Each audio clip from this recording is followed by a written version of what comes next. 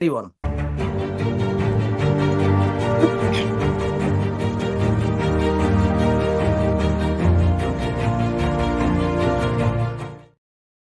નમસ્કાર દર્શક મિત્રો, સ્વાગત છે આપ સૌનું રિયલ ડિબેટના આ શોમાં, જેમાં ગુજરાતના પ્રબુદ્ધ વિશ્લેષકો જેને કહી શકાય, પત્રકારોમાં પણ એક સ્પષ્ટ દ્રષ્ટિ અને વિચાર સાથે પોતાની વાત મૂકનાર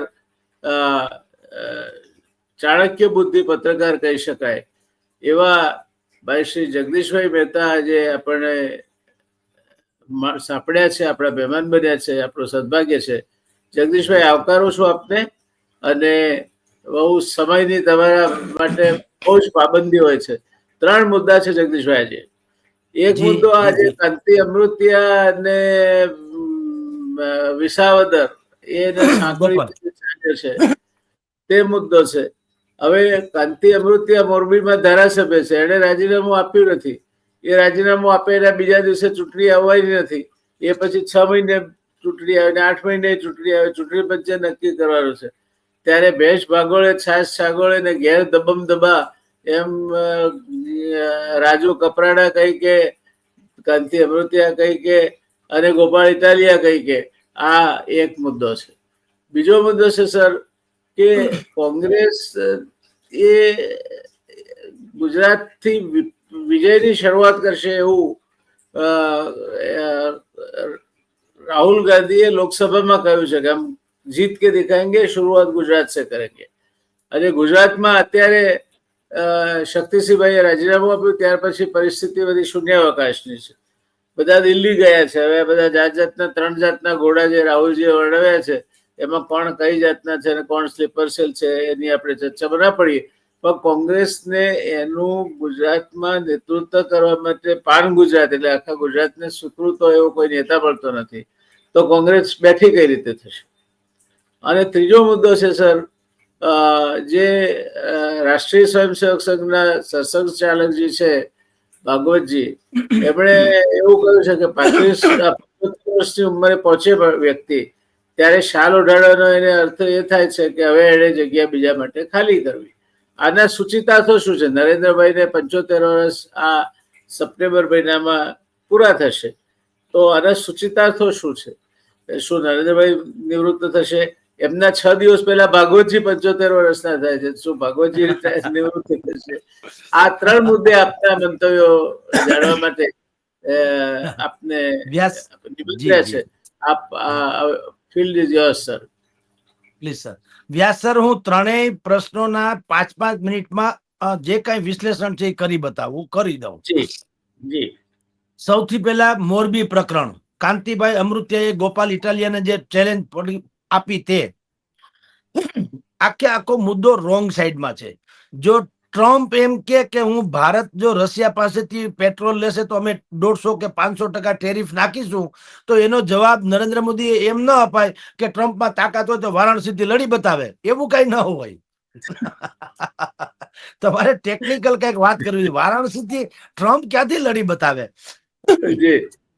એટલે આ ઉકેલ નથી. પેલી વાત તો કાંતિભાઈએ જે વાત કરી ગોપાલ ઇટાલિયા આવીને લડી બતાવે, તો મેં કીધું એમ કાલથી બધા આમ જ કહેશે કે ભાઈ ટ્રમ્પ કાંઈથી લડી બતાવે. એવું સંભવ ન હોય. મૂળ વાત એ છે કે ભાઈ તમારા ગામમાં રોડ રસ્તા ખરાબ છે. હવે દરજ આપણને છે દવા આપણે ખાવી પડે, કોક માણસ ન રખાય કે તું મારા હાટો દવા ખાઈ લેજે તો મટે નહીં. આજે હવે તે દિવસે ખાડા બાડા જે મોરબીમાં થયા છે, મોરબી તો પેરિસ ગણાય સૌરાષ્ટ્રનું. હવે એ પેરિસ ગણાય છતાંય ત્યાં એક શેરી પણ સારી નથી પેરિસની. ત્યાં તમારે પાંચા ચડાવીને, પાટલુનના પાંચા ગોઠણ બૂટ સુધી ચડાવીને જવું પડે અને મોજા અને બૂટ પલાળો તો જ તમારે પાછું આવવું પડે. તો મોરબીમાં બધા વેપારી વર્ગથી માંડીને જે લોકો, ખાસ કરીને પટેલ કોલોનીઝ જે પાટીદાર લોકો છે, એને શું કીધું, એક ચોક્કસ પ્રકારની પેટર્નથી સનાળા રોડથી માંડીને 4-5 સોસાયટી છે ત્યાં આંદોલન કર્યું. આંદોલનનો પ્રકાર કોમન, બિલકુલ સ્ટ્રેટેજી વાઇઝ કે ધરણા ઉપર બેસી જાઓ, કોઈને હાલવા દો નહીં, આવવા દો નહીં. આવવાની શરત એક જ છે, સૌથી પહેલા કલેક્ટર આવે, પછી કમિશનર આવે, ડેપ્યુટી કમિશનર આવે. એ આપણી શેરીમાં આપણી જેમ હાલી બતાવે. જો એ હાલી બતાવે ને એના પગ ન પડલે કે એના પેન્ટ ભીના ન થાય નીચેના, તો આપણે માનવું કે અમારી સમસ્યા ખોટી. હવે એક સોસાયટીમાં કલેક્ટર ચાલ્યા તો સ્વાભાવિક જ ગોઠણ સુધી પડેલા, મોજાય પડેલા, બૂટે પડેલા, ગારો ગારો થઈ ગયા, વગેરે વગેરે. એટલે કલેક્ટર હોતા હોય એટલે સીધો એને ફોન કર્યો. તાત્કાલિક જેસીબી આવી ગયા, રોડ રોલર આવી ગયા, મિક્સર આવી ગયું, ત્રિકમ પાવડા લઈને મજૂરો આવી ગયા અને એક જ કલાકમાં રોડ બની ગયો. હવે ઈ વાતા નળિયું ખસ્યું એ દેખીને કૂતરું ભસ્યું. બહુ થયો ત્યાં શોર બકર ને કોઈ કહે મેં દીઠો છો. આ બીજી સોસાયટી વાળાને એમ થયું કે અચ્છા રોડ કરવો હોય તો કલેક્ટરને બોલાવવા પડે. એટલે ન્યાય બેહણા શરૂ થયા. હવે ન્યાય બેસણા શરૂ થયા. ઓલા કે ઉઠો કે ના ભાઈ, પેલા કલેક્ટરને કયો આવે, કમિશનરને કયો આવે, ડેપ્યુટી કમિશનરને કયો ચાલે.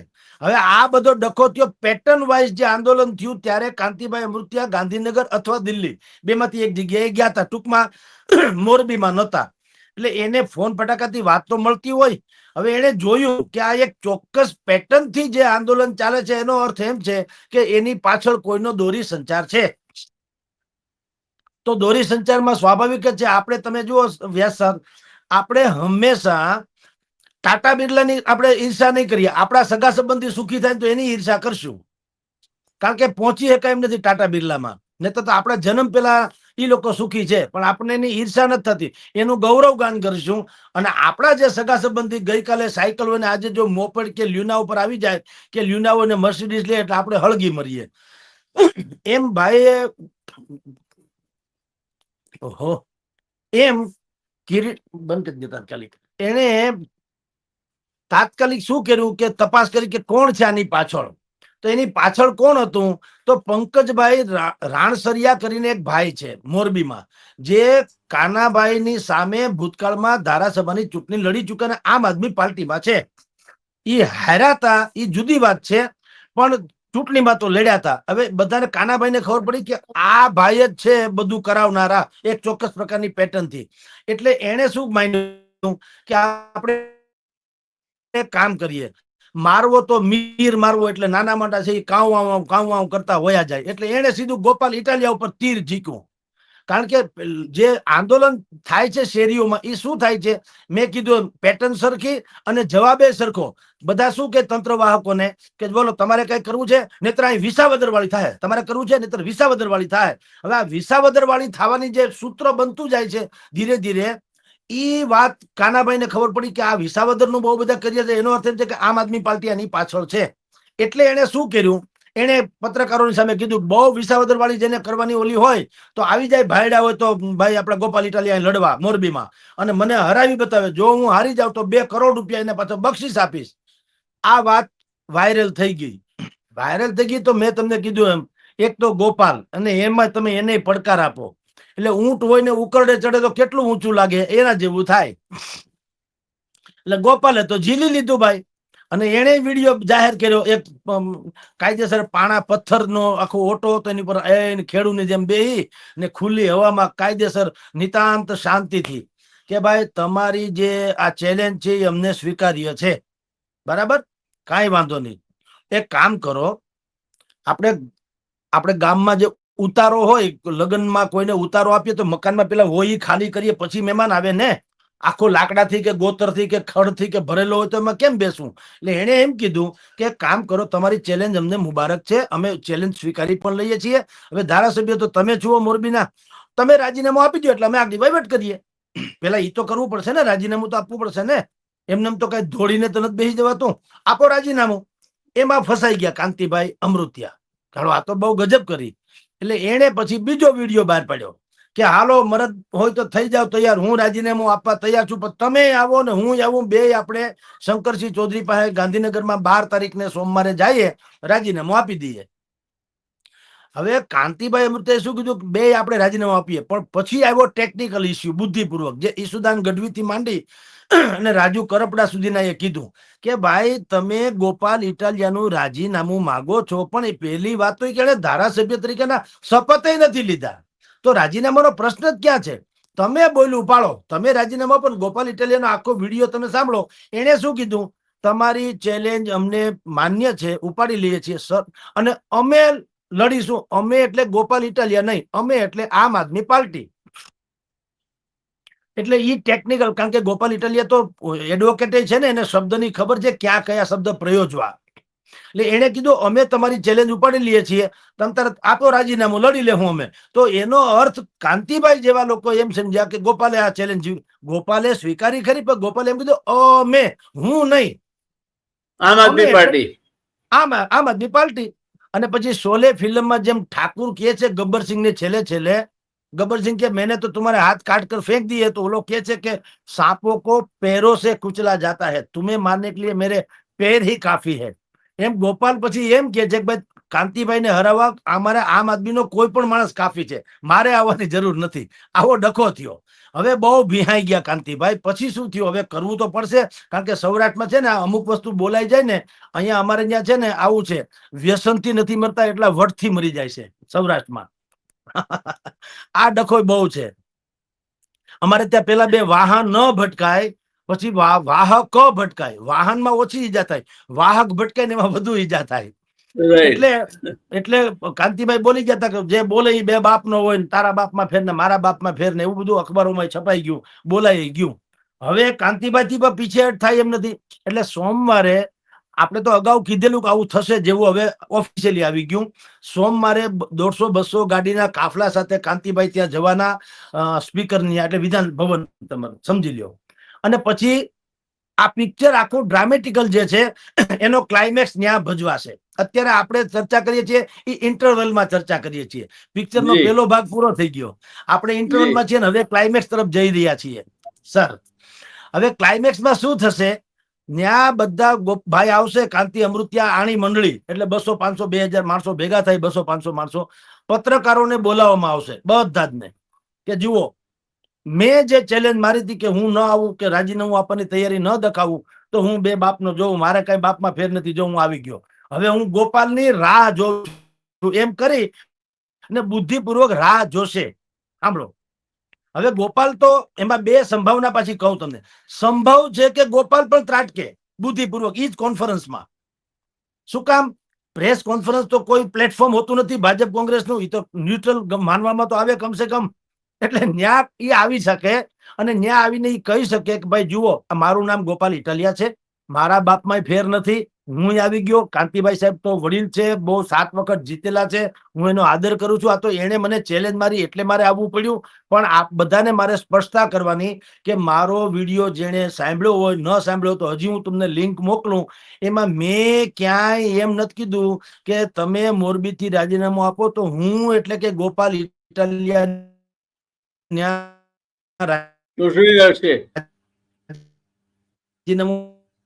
વિસાવદરમાં આપી અને ચૂંટણી લડીશ, એવું હું નથી બોલ્યો. બરાબર, કે તમે રાજીનામું આપો, અમે લડી લેવું. અમે એટલે અમારો પણ કાંતિભાઈ ને ખબર છે કે આવું જ થશે. એટલે ગઈકાલે એને શું કીધું બુદ્ધિપૂર્વક, કે હું રાહ જોઈશ. રાહ જોયા પછી જો ગોપાલ ઇટાલિયા નહીં આવે અને રાજીનામું નહીં આપે તો રિટર્ન વિથ થેન્ક્સ, તો અમે પાછા આવતા રહીશું વાસ્તે ગાસ્તે. એટલે ઇટ્સ એ ક્લાઇમેક્સ સર, કે બધાય પાછા બહુ હાઈપ ઊભું કરી અને ક્યાં ગયા હતા ને ક્યાંય નહીં, વળી ઠમક ઠમક કરતા પાછા આવતા રહેશે, અને ઘીના ઠામમાં ઘી પડી જશે, અને બેયનું કોઈનું નહીં, કોઈ જીતા નહીં, કોઈ હાર્યા નહીં, એમ કરી ને ટાઈ ફીસ કરીને આવતા રહેશે. આ પ્રકારે જે રાજનીતિને, જો નરેન્દ્ર મોદીએ રાજનીતિને છે ને રોમાંચક તો બનાવી હતી, ને તે રાજનીતિ બહુ શુષ્ક વિષય ગણાતો હતો. અમુક પ્રબુદ્ધ લોકો જેમાં ભાગ લેતા, સામાન્ય પ્રજાને કઈ મતલબ નતો રાજનીતિથી, ખબર નથી પડતી અને મતલબ બહુ નતો.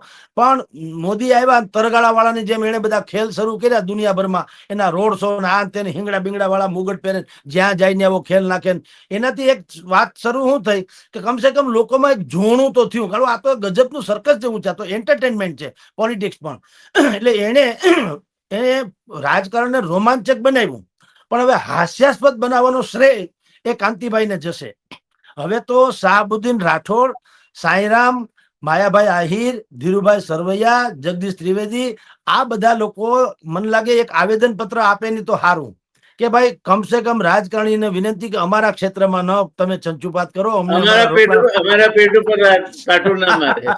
હા, તમે તમારે આવું થાય. એટલે ટૂંકમાં આ આખું એક એન્ટરટેનમેન્ટ, એક પોલિટિકલી ડ્રામા છે સાહેબ.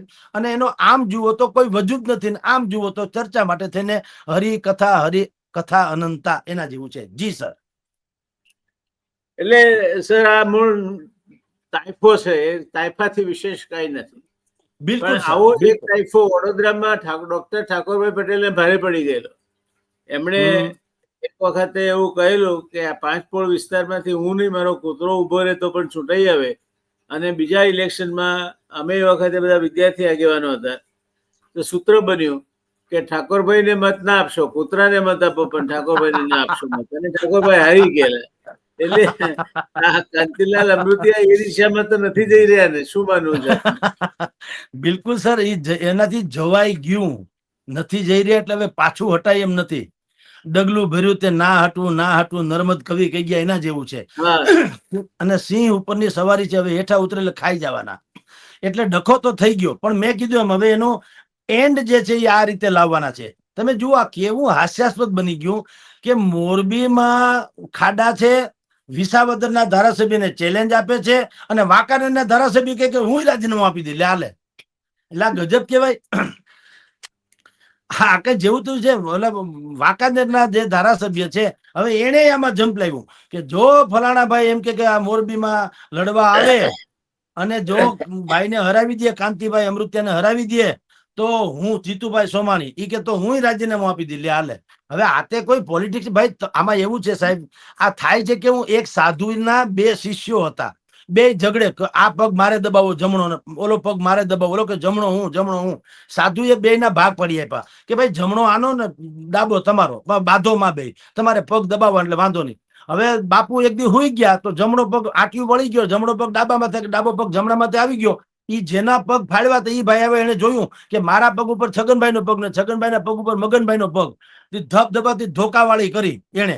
ધોકાવાળી કે અંતે તો બાપુ ઉઠા, ભાઈ જોયું હોજીને દડા, હું થયું કે ભાઈ મારા પગ ઉપર આ છગન નો પગ ચડી ગયો. છગન કે એના પગ ઉપર મારા પગને માર્યો. અરે કે તમે બે બાજુમાં સરવાળે પગ તો મારા કે બીજા કોઈ ના. એમ વાંકાનેર નો માણા ભાઈ જીતુ સોમાણી રાજીનામું આપે કે ગોપાલ ઇટાલિયા આપે કે ભાઈ કાંતિ અમૃત્યા, એટલે સરવાળે ખર્ચો તો અમારો ને, તમારે તો ઠીક છે યાર. અને તમને ક્યાં અધિકાર છે? તમને લોકોએ ચોક્કસ બેઠક ઉપરથી ચોક્કસ કામ માટે ચૂંટ્યા છે. તમે ત્યાં યુધિષ્ઠિર દ્રૌપદીને જુગારમાં મૂકી આવ્યા હતા, એમ તમે તમારી સીટ જુગારમાં મૂક્યા હોય, તમને કોણે અધિકાર આપ્યો છે? એવું તો હા, એવું તો હોય નહીં. નાટક આપ કહો છો તે પ્રમાણે પ્રજાના ખર્ચે ને જોખમે પ્રજાના લાભાર્થે ચાલી રહ્યું છે. અને એ વાત પણ આપણે સાચી કહી કે નરેન્દ્ર મોદી આવ્યા જ્યારથી ગુજરાતના રાજકારણમાં, ત્યારથી નાટ્યાત્મક પ્રવૃત્તિઓ વધી ગઈ છે. કામ નથી થતા, પણ નાટકો થાય છે. અને આ શેરી નાટકો ભજવતા છેક વડાપ્રધાન પદ સુધી પહોંચી જવાય, એનું એક આદર્શ ઉદાહરણ નરેન્દ્ર મોદી છે. એટલે આપની વાત સાથે સંમત થયા વગર રહેવાય તેમ નથી. સાહેબ, આપણે બીજા મુદ્દા પર આવીએ. હવે એ બાબતમાં શું કહેવું છે સર? કોંગ્રેસનો મુદ્દો નંબર 2. હવે કોંગ્રેસમાં પણ આ ઇન્ટરનલ પોલિટિક્સ ચાલી રહ્યું છે. રાહુલ ગાંધી એક 3 પ્રકારના ઘોડા કે છે, રેસના, લગ્નના એટલે બગીના અને લંગડા ઘોડા. હવે ત્રણેયના નામ નથી પાડ્યા, પણ એનો અર્થ એમ છે કે રાહુલ ગાંધી પાસે ગુજરાત કોંગ્રેસમાં કોઈ હણહણતા ઘોડા છે જ નહીં. કા છે તો અમુક લોકો રેસના છે, જે હાસ્યામાં છે, બગીના છે ને લંગડા છે. આ વાત તો નક્કી થઈ. એટલે તમને કહું, રેસ એક ભાગ રેસનો થયો, 2 ભાગ ખરાબ થયા, બગી અને લંગડા. ટૂંકમાં એની પાસે ખરાબ ઘોડા વધુ છે, ન કામ આવે એવા. એ તો એને પેલા સ્વીકારી લીધું. નંબર 1. નંબર 2, એક છોડીએ બધી શબ્દાવલીઓ, પણ બેઝિકલી કોંગ્રેસને શું આવશ્યકતા છે એની નાડ એ પારખી શકતા નથી. એની પાસે જે કેસી વેણુગોપાલ ને એવા તો એ પ્રભારી માને છે, જેને ગુજરાત હું એ ખબર નથી, ગુજરાતી ખબર નથી. ભલા માણસ, તમારે ધૂળ ધોયા માણસને પેલા તો પ્રભારી બનાવાય, જે નસે નસ જાણે. આપણી નસ જાણે, નસ જોઈને કહી દે કે તમને શું રોગ હશે, એમ પક્ષમાં શું દર્દ છે એ કોણ જાણી શકે કે અહીંનો ધૂળ ધોયો માણસ હોય તો. હવે કેસી વેણુગોપાલ છે, અબજોપતિ છે ને, એ બાજુના છે ને, એ તમે જાણો છો દક્ષિણ ભારતના, એને કઈ લેવા દેવા નથી. એ બોલે હું અગડમ બગડમ ને, અહીંયા કોઈને ખબર નથી પડતી. એટલે ત્યાં લોબિંગ સિસ્ટમ ચાલે છે. અમિત ચાવડા એનું લોબિંગ કરે છે, ભરત સોલંકી એનું લોબિંગ કરે છે, ભાઈ જિગ્નેશ મેવાણી એનું લોબિંગ કરે છે, પછી ભાઈ ગેનીબેન ઠાકોર એનું લોબિંગ કરે છે. બધા લોબિંગ સિસ્ટમ. હવે આ બધા જ જે ચહેરા છે, ગેનીબેન ને જવા દો, એ જીતી ગયા એટલે હોનાના નથી થઈ જતા. જીતી બીતી કોઈ પણ જાય. જુઓ પક્ષના સંગઠનમાં કેવો માણસ ચાલે. એક તો પેલી વાત ઈ કે એટલો બધો ઊંડો ઉતરેલો હોય સાહેબ. તમે તો ભૂતકાળમાં આપનો જે જનસંઘ વખતે આ ભાજપમાં હતા, આપને ખ્યાલ હશે કે કોઈ પણ કાર્યકર બીજું ટી શર્ટ પહેરીને આવે તો એના સંગઠનના નેતા કે કેમ આજે બ્લુ કલરનું પહેર્યું, તમે તો કેસરી કલરનું પહેરતા હતા ને. આટલા બધા જાણીતા હતા. ટૂંકમાં મારા ઘરમાં કેટલા સદસ્યો છે, કેટલામું ભણે છે, બાપુજીને પગમાં દુખે છે કે હાથમાં, ઈ પણ જાણકારી એને મળતી. એટલે ધારો કે અમે મળીએ ત્યારે એમ કે બાપુજીને હવે કેમ છે, પગમાં મટી ગયું. આને કહેવાય સંગઠનનો નેતા. હવે વેણુગોપાલને પૂછો કે જુનાગઢ જાફરાબાદ જવું તો ક્યાંથી જવું, રાજા રામ જાણે. એને તો ફ્લાઇટ ઉતરે ત્યાં ઉતરે ને કેબિનની પ્રેસ કોન્ફરન્સ કરવા પૂરતી વાત છે. એટલે પેલા તો ઈ ખોટું છે. હવે અત્યારે જે ચાલી રહ્યું છે, પાટીદારોએ ત્યાં દંડો પછાડ્યો છે કે ભાઈ અમને તમે પ્રમુખ બનાવો, કોઈ પણને અમને. શું કામ? કારણ કે કાવડિયા જે છે દર મહિને 30-40 લાખ રૂપિયાનો ખર્ચો છે રાજીવ ગાંધી ભવન અમદાવાદનો, એટલે કે ગુજરાત કોંગ્રેસનો. હવે 30-40 લાખ પૈસા આ લોકો એમ કે છે પાટીદારો, મોટા ભાગે અમારી પાસેથી પૈસા તો આવે છે, તો અમે પૈસા દઈને નાલેસી શું કામ ખરીદીએ? રૂપિયા દઈને કોણ માણસ હાર ખરીદવા જાય? હાર એટલે પરાજય. અમારે ઓલો હાર જોઈએ છે, મને ગળામાં જટ હાર પહેરાવો, મારે પ્રમુખ થવું છે, નફો ન થાય નુકસાન થાય ક્યાં નાવા જવું છે. પણ ઈ હાર ને બદલે પરાજયનો હાર આવે તો પૈસા દઈને કોણ ખરીદે? એટલે હવે એ લોકોએ ધોકો પછાડ્યો. ભાઈ જો અમારે હવે કાળામાંથી ધોળા થઈ ગયા, અમે જિંદગી આખી આમને વેડફી નાખી. અમે જીતવાની ક્ષમતા હોવા છતાં એક લેબલને કારણે હારીએ છીએ, કારણ કે અમે કોંગ્રેસમાં છીએ. અને કોંગ્રેસની અહીંયા જે ઉપજણ સૌરાષ્ટ્રમાં હું લાગે વળગે ત્યાં સુધી કહું સાહેબ, બધામાં એક વાત તો માનસિકતા છે જ. જ્યાં સુધી કોંગ્રેસ સોફ્ટ નહીં, હાર્ડ હિન્દુત્વ તરફ નહીં ઝુકાવ કરે, નહીં જીતે. એ ગમે એને ઉભા રાખે, ગમે એ થાય. લોકોની ગળે અહીંયા નથી ઉતરતું, બીજે જ્યાં ઉતરતું ત્યાં ભલે ઉતરે. જેમ કે કેરળમાં ભાજપમાં નથી ઉતરતું. કેરળ બાજુ તમે કેમ ભાજપને કોઈ સ્વીકારતું નથી? બધાને ખબર છે કે હાર્ડ કોર હિન્દુત્વના ફેવરમાં છે, અને ત્યાં ગાય કાપીને ખાનારા લોકો છે. એને ગાય માતા બાતા માનતા નથી, પશુ માને છે ને આહાર માને છે. એટલે એ માનસિકતા છે. તો સૌરાષ્ટ્રમાં એક માનસિકતા છે સાહેબ કે ભાઈ આ લોકો જે છે એની લગભગ મુસ્લિમ તૃષ્ટિકરણ જેવી નીતિ હોય છે. બીજું ફૂટેલી કારતૂસ જેવા નેતા હોય છે, કોઈને સાંભળવું ગમતું નથી એવા હોય છે. સંગઠનમાં તો ઓરેટરી માસ્ટરી હોય છે, જેને સાંભળવા માટે લાખો લોકો થંભી જવા જોઈએ. સુષ્મા સ્વરાજ છે, અરુણ જેટલી છે, અટલ બિહારી વાજપેયીજી છે, માન લ્યો. એવા તમે આમ બોલે તો માણસને ગમવું જોઈએ. હવે અત્યારે તમે જુઓ કોંગ્રેસમાં જે લોકો છે, જેને એ લોકો જયારે પ્રોજેક્ટ કરી રહ્યા છે, એકેયને સાંભળવા ગમે એમ નથી. એનું ઘરમાં કોઈ સાંભળતું નથી, બહાર ક્યાંથી સાંભળે? મોટા ભાગે એમની પહેચાન પણ ઘણા લોકોને નથી, તે પ્રકારનું વ્યક્તિત્વ. એટલે આ ડખો ચાલે છે. હવે એની અત્યારે જે અમારી પાસે મેસેજ છે એવા છે કે લગભગ ગેનીબેન ઠાકોરને પ્રમુખ બનાવશે. બરાબર. હવે ગેનીબેન ઠાકોરને, હા, એટલે એમાં પાટીદારો ઘરનું ભાત લઈને પછી ભારતીય જનતા પાર્ટીના ત્યાં જશે. હવે કારણ કે સાહેબ એમને એવું તો થયું. 1985 યાદ જ કરાવવાનું રહે પછી. બિલકુલ સર. હવે શું થશે, માની લો કે આમ થાય તો, અને બીજા કોઈ પણ થાય તો, જ્યાં સુધી પાટીદારોને વજન નહીં મળે તો પાટીદારોની આખી વોટ બેંક જે રિસાયેલી છે ભાજપથી અને કોંગ્રેસથી, અથવા તો હાસ્યમાં ધકેલા છે, એ લોકોને હવે વિસાવદરમાં જે કૂપળ ફૂટી છે નવી, એ ડાળીએ બેહવાની તક મળશે અને બુદ્ધિપૂર્વકની વ્યવસ્થા કરશે. તમને હાવ અંદરની વાત કરું સાહેબ, મેં અનેક એ દિગંતો જેને કહી શકાય, ધારાસભ્ય કે મિનિસ્ટર લેવલની વાત કરું છું, એ લોકોને પણ એક જ નબળાઈ છે, ઈ કે બીજું બધું બરાબર છે, આમ આદમીમાં કાલે વયા જાય, અમારે કાંઈ વાંધો નથી. એક આ જે ટોપી ને સાવરણો જે છે ને, સાવરણો, ઈ ડખો છે. હવે ક્યાં કમળ ને ક્યાં હાવરણો. હવે તમે આને છે ને કોઈ જાતિવાદી ઉપર ન લઈ જવું, બિલકુલ સિમ્બોલ. સિમ્બોલ એટલે સાવરણો છે, એટલે સફાઈ કામદારોની વાત નથી, પણ સાવરણો. તમે જો મારા ઘરે તમે આવો, હું યા તો તમને શાલ ઓઢાડું, યા હાર પહેરાવું, યા પુષ્પ ગુચ્છ આપું, ગમે એવી હોય તો હાવેણી ન આપું ભેટ કોઈ દી. હાવેણીને હણગારીને ભેટ આપો તો અપમાન લાગે ને. સાવરણી કઈ ઈ ભેટ આપવાની ચીજ નથી. તો એ હાવણો લઈને ભલે નીકળે તો બે ઘડી કલ્પના કરો વ્યાસ સાહેબ, જયેશ રાદડિયા હાવણો લઈને નીકળે કેવું લાગે? મને મત આપો, હાવણે મત આપો, કેવું ભૂંડું લાગે, વહરું લાગે. હવે આ એક ટેકનિકલ એરર છે. હવે એનો તાત્કાલિક કોઈ ઉકેલ નથી, કારણ કે પોલિસી મેટર, કાં તો ગોપાલ ઇટાલિયાએ રાજીનામું આપવું પડે ને, કાં હાવણો બદલાવી નાખો. હવે એ સંભવ નથી, એટલે આ ડખો એક ઈ છે. નહીં જો ઈ ન હોત વ્યાસ સાહેબ, આ બેની વચ્ચે આ બે આપે ગયા એની સાથે હું સંમત, પણ ત્રીજો ડખો એ પણ છે કે આટલું બધું સત્તા પોતાની પાસે છે, નાણાં છે, આમ દામ ઠામ કાર્યકરો બધું છે, છતાં ભારતીય જનતા પાર્ટી પણ પોતાના પ્રદેશ પ્રમુખ નક્કી નથી કરી શકતી. તો એના માટે શું કારણ માનો છો? કારણ છે જૂથવાદ, ભયંકર જૂથવાદ.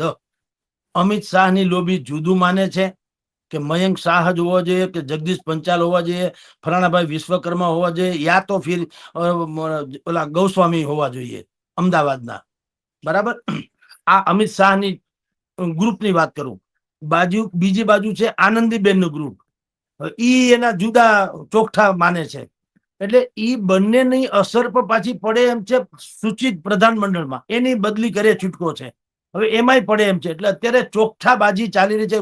ભારતીય જનતા પાર્ટી પેલા with the party with the different, એટલે બીજા કરતા જુદી પાર્ટી હતી. હવે પાર્ટી વિથ ધ ડિફરન્સ, મતભેદો સાથેની પાર્ટી ઈ બની ગઈ છે. ડિફરન્ટ ને ડિફરન્સ.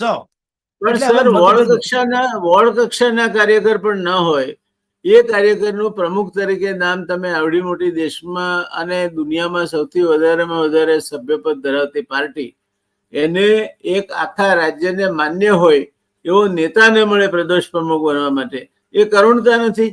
અને એ એકાધિકારવાદે, નરેન્દ્ર મોદીના એકાધિકારવાદે અને અમિતભાઈની જે પકડ છે, એને પાર્ટીને કેટલું મોટું નુકસાન કર્યું છે એનો પુરાવો નથી?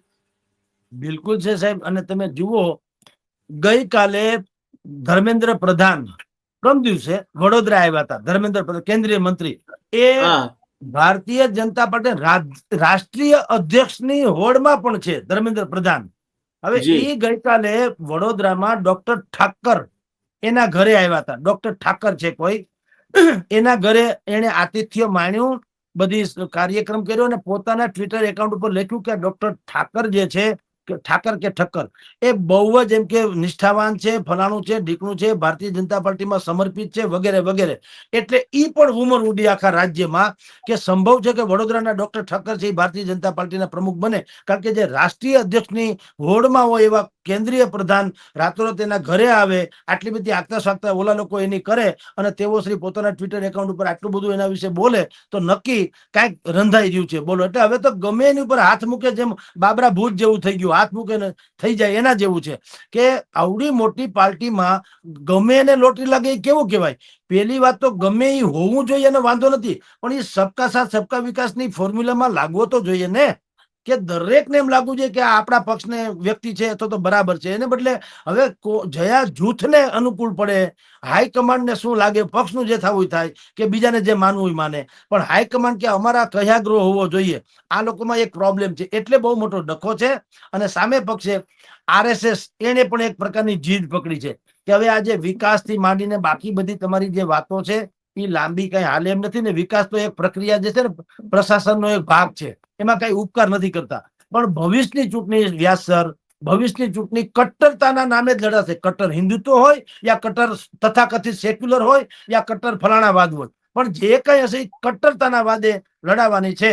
અને એટલે જ તમે જો બટેંગે તો કટેંગે, એ સૂત્ર બહુ જ હાલ્યું યોગી આદિત્યનાથનું. શું કામ? એ માનસિકતા બતાવે છે કે લોકોને હવે ખબર પડી ગઈ કે પેલા તો સર સલામત તો પગડિયા બહોત. હવે ઈ ફોર્મ્યુલા ઉપર જાય છે. એટલે આરએસએસ બે ત્રણ નામ સૂચવા છે કે ભાઈ અમે રાષ્ટ્રીય અધ્યક્ષ તરીકે સંજય જોશી, ભાઈ યોગી આદિત્યનાથ, દેવેન્દ્ર ફડણવીસ, યા પછી નીતિન ગડકરી, આ ચાર માંથી એકને રાખો. બીજા અમારે કઈ સાંભળવું નથી. ઈ ડખો ન્યા હાલે છે.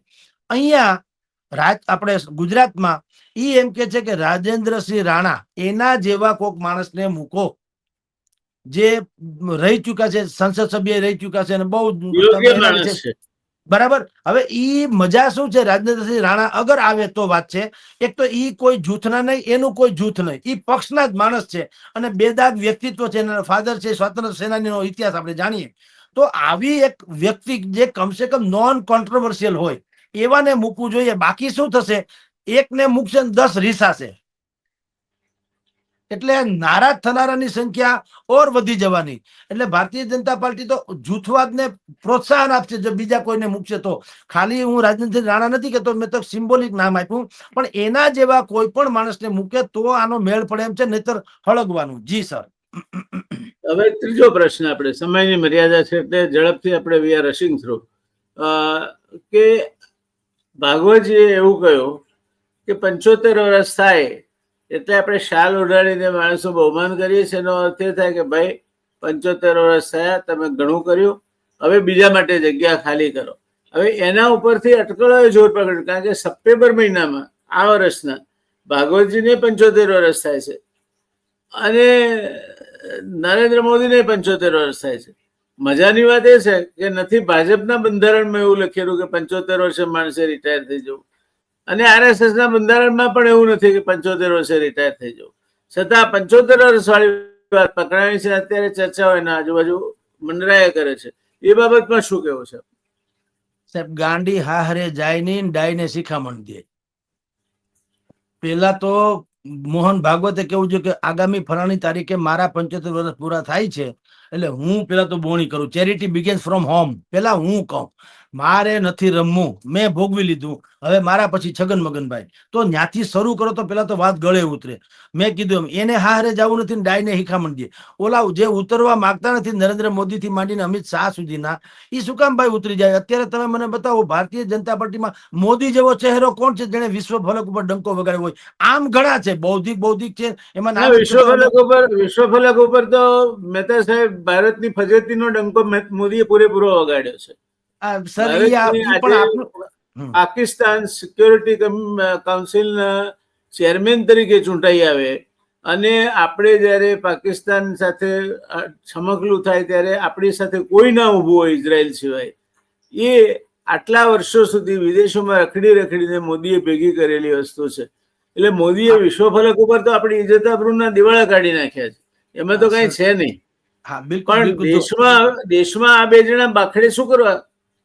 કહું સર, આપનું આકલન પણ હું માન્ય છે, આપને આપની રીતે, પણ અમે અમારી એક પબ્લિકલી કહું છું, જનતામાં એક વાત તો છે કે મનોજ કુમારે ફિલ્મ થકી જેમ ભારતના ગુણગાન ગાય અને માર્કેટિંગ કર્યું એમ નરેન્દ્ર મોદીએ કર્યું તો ખરું સાહેબ. આ જનતાની વાત કરું છું. આપના જેવા બૌદ્ધિક કે જેમને જય કહી શકાય એવા લોકો નહીં, એ તમારી સાચું છે, પણ સામાન્ય પ્રજાને એટલી ખબર છે કે ભારતને જે લોકો દયાની દ્રષ્ટિએ જોતા હવે ઈર્ષાની દ્રષ્ટિએ મીંડ્યા જોવા. ત્યાં સુધીનું માર્કેટિંગ કહું છું, માર્કેટિંગ તો એટલીસ્ટ કર્યું છે નથી. તમે મને, હું સમજુ છું તમારી વાત પણ કે તમે જે વાત કરી છે એ પ્રમાણે, પણ એ ડિપ્લોમેટિક વાત છે. હું જનતાની વાત કરું છું બિલકુલ, કે ભાઈ એક વાત તો હકીકત છે કે બધાને ભારતીય જનતા પાર્ટીની આ મોદી સરકારે એટલે કે વ્યક્તિગત નરેન્દ્ર મોદીએ વિશ્વને એમ કીધું કે અમે કઈ કમ નથી.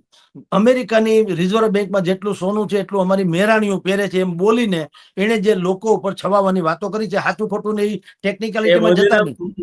મોદીના પોતાની માલિકીનું છે, દેશની માલિકીનું છે. સરજી કમસે કમ ભારતનું તો રાખો. એટલે હું શું કહું છું, એને ડોલર છે, અમેરિકા કરન્સી છે. ઓકે, એટલે પણ આપણે મૂળ ઓલું અપ્રાસંગિક ન થઈ જાય.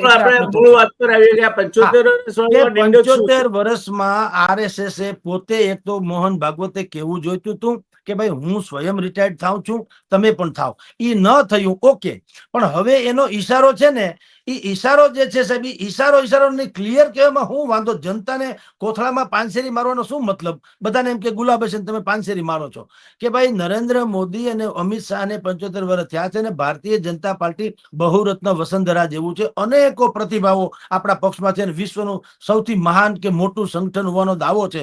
તો એમનેમ તો છે નહીં. તો આપણે એક કામ કરો, સ્વૈચ્છિક નિવૃત્તિનું વિચારે આ બંને મહાનુભાવો અને બીજા જેટલા લોકો છે એટલા, તો આપણે નવી પેઢી તૈયાર કરી શકીએ. અને બીજું, નરેન્દ્ર મોદી કે અમિત શાહની ચાણક્ય નીતિ, નરેન્દ્ર મોદીની માર્કેટિંગ સ્ટાઇલ કે પ્રસિદ્ધિ જે ગણો તે, આ બધાનો લાભ નવી પેઢીને તો મળશે. આ બંને લોકો જો અતિ વ્યસ્ત જ રહેશે તો એની જવાબદારીનો બોજ ઉઠાવવામાં નવી પેઢી તૈયાર નહીં કરી શકે.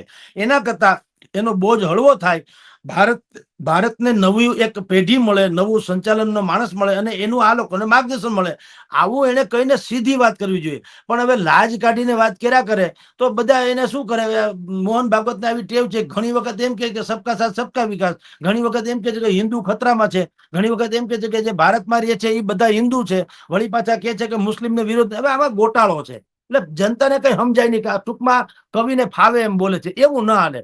જનતા એવા વિઝનરી નેતાની અપેક્ષા રાખે છે જે 1 અને 1 બરાબર 2 એમ સીધું કે એટલે ખબર પડે. વાકાતરાવ એક વર્ષ 11 કે તો શું કરવું, એ ડખે ચડાવે. 1 વર્ષ 11 કઈ રીતે, તો એ પાછી પિંજણ છે. 1 ને 1 2 થાય, 100 વાત ને 1 વાત. એટલે આવા ક્લિયર નથી બોલતા, એટલે એને આવી ટેવ છે ઉખાણાની જેમ બધું નાખી દેવાની, પછી સામેવાળાની બુદ્ધિ પ્રમાણે એને વલોવવાનું. પણ આનો કોઈ આનો નક્કર કોઈ ઉપાય થશે નહીં. ન 75મા વર્ષે પ્રવેશ થવાની સાથે નરેન્દ્ર મોદી નિવૃત્તિ જાહેર કરશે, ન અમિત શાહ નિવૃત્તિ જાહેર કરશે. કે છે વડીલ છે બોલ્યા કરે. જી અમિત શાહ ને તો ઘણું બાકી છે. હજુ અમિત શાહ તો હજુ 60 વર્ષના છે. તો પણ એને કીધું કે હું નિવૃત્તિ જગદીશભાઈની એક વાત સાથે આપણે સંમત થવું જ પડે કે તમે ગોળ ખાવ છો જ્યાં સુધી, ત્યાં સુધી બીજાને ગોળ નહીં ખાવાની તમે ઉપદેશ આપશો તો એનો કોઈ અર્થ નહીં સરે. ભાગવતજી પોતે 75 વર્ષના સપ્ટેમ્બર મહિનામાં નરેન્દ્રભાઈ કરતા પહેલા થવાના છે. તો એમણે દાખલો બેસાડવો હોય તો પોતાના આચરણથી બેસાડવો જોઈએ. એમણે જાહેર કરવું જોઈએ કે ભાઈ હું 75 વર્ષનો થાઉં છું આ તારીખે, નવેમ્બરની 6મી કે 7મી તારીખે, ત્યારથી હું મારા પદ પરથી નિવૃત્ત થઈશ ને મારી જગ્યાએ સંઘ એની ચયન પ્રક્રિયા પ્રમાણે જે કોઈને મારા અનુગામી તરીકે નિમશે તે નિમશે. ત્યાર પછી નરેન્દ્રભાઈની વાત કરે કે નરેન્દ્રભાઈ હવે એ પણ 75 વર્ષના થશે, એટલે આપણે આશા રાખીએ કે ભાજપમાં પણ આ પ્રકારની પ્રક્રિયાને અનુસરાશે, તો એમની વાતનું વજૂદ ઉપજે. જે જગદીશભાઈની વાતમાં વજૂદ છે તે આ છે. એમણે કહેવત બહુ સરસ વાપરી કે ડાઈ સાસરે ના જાય અને ગાંડીને શિખામણે એક બેન સાસરે જઈએ, આપણું ઘર કરીને રહીએ, આપણું સાસુ છે એ જ સાચું છે, પિયરમાં પડ્યા રહેવાય નહીં, પણ તું અનુભવ તું અહીં શું કરવા પડી રહે છે, એ એની વાત નથી. એટલે ત્રણેય મુદ્દામાં કહેણી અને કથની ત્રણેય જુદા છે. કાંતિ અમૃતિયા ફસાણા છે, એ પણ એ કહેણી ને કથની જુદી કરવા જવામાં શોબાજી કરવામાં ફસાણા છે. આમ આદમી પાર્ટીમાં ગોપાલ ઇટાલિયા જે કે છે એ નાટકબાજીનો એક ભાગ છે. ત્યાર પછી કોંગ્રેસની વાત છે, એમાં પણ એ આ 3 પ્રકારના ઘોડાનું વર્ગીકરણ જાહેરમાં કરવાની ક્યાંય જરૂર નહોતી, એમાં કોંગ્રેસ ફસાણી છે, એમને નેતા નથી મળતો. અને ભારતીય જનતા પાર્ટી પણ આ શોબાજીમાં ફસાણી છે, RSS પણ એમાં ફસાણી. એટલે ટૂંકમાં અત્યારે પોલું હતું તો બોલ્યું, હાંભેલું વગાડે તો જાણો કે વાંચો છો. કોઈ હાંભેલું વગાડવા વાળાની જરૂર છે. એ જગદીશભાઈની વાત સાથે સંમત થયા વગર રહેવાય તેમ નથી. જગદીશભાઈ, ખૂબ ખૂબ આભાર આપનો, આપે સમય ફાળવ્યો અને અમારા દર્શક મિત્રોને આપના મંતવ્યનો લાભ આપ્યો માટે ધન્યવાદ. મળીશું ફરી પાછા બીજી કોઈ વાત સાથે. ધન્યવાદ. આવજો. ધન્યવાદ. આવજો.